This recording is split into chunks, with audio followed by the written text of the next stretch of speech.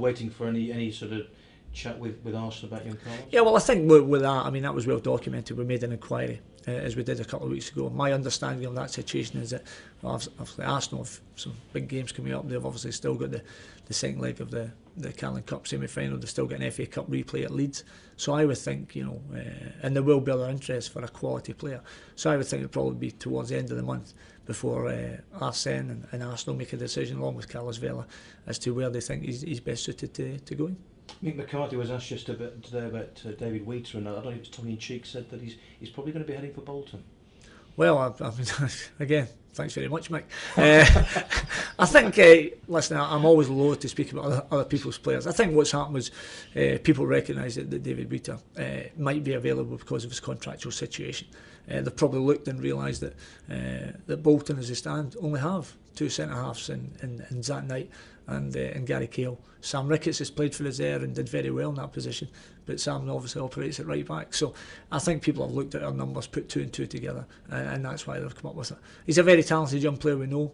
He's 23 years of age. He's already shown in the Premier League that he can acquit himself at a very high level, and I think that's where all the speculation comes from. Some might also put two and two together and think that might be a bit of insurance in case Gary Cahill goes, but no, I can assure them that that's not the case. I mean, I sit here very comfortable in that I have not had any dialogue with any other Barclays Premier League club or out with that regarding Gary Cahill's situation. I've said before, I mean, Gary Cahill for me is a top performer, capable, I believe, of playing for any of the top clubs. But I've also said as well, I believe the right time, if it was to happen for Gary moving, and any player in that bracket, would be in the summer when they're allowed time to settle in with their group. I think when you would, with that type of player, and for probably expanding on the conversation, for me, if any football club is spending that sort of money, then that player really has to hit the ground running, and he's given no real time to settle in, get to know the group he's working with. Whereas in the summer, you get the pre-season, you go away, you do your pre-season trip with the lads, you get to know them as people as well as footballers, and you get to know the demands of that football club within a pre-season.